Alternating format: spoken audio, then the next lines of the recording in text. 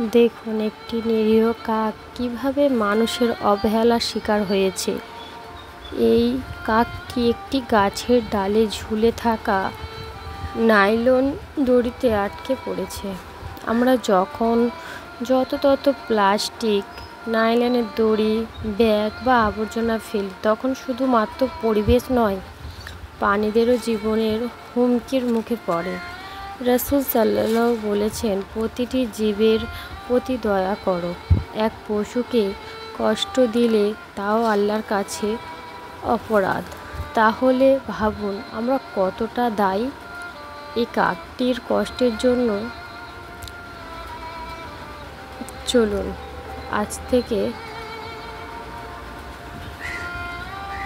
পরিবেশকে পরিষ্কার রাখি। কোথাও প্লাস্টিক না, নাইলনের দড়ি পড়ে থাকতে তা তুলে ফেলি, কারণ একটুখানি সচেতন তাই বাঁচাতে পারি একটি জীবন।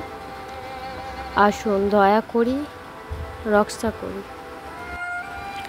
শেষ পর্যন্ত কাকটিকে গাছে আটকে থাকা থেকে বাঁচানো গিয়েছে, সবই আল্লাহর রহমতে। সবাই কাকটির জন্য দোয়া করবে যেন কাকটি ভালো থাকে। গাছ থেকে ছাড়া পাওয়ার পর কাকটি উড়ে গিয়েছে, জানি না কীরকম অবস্থায় আছে। সবাই দোয়া করো কাকটি যেন সুস্থ থাকে, ভালো থাকে। অনেকক্ষণই ঝুলেছিল, কেউ ছিল না, তার জন্য অনেকটা সময় ঝুলেছিল গাছ থেকে।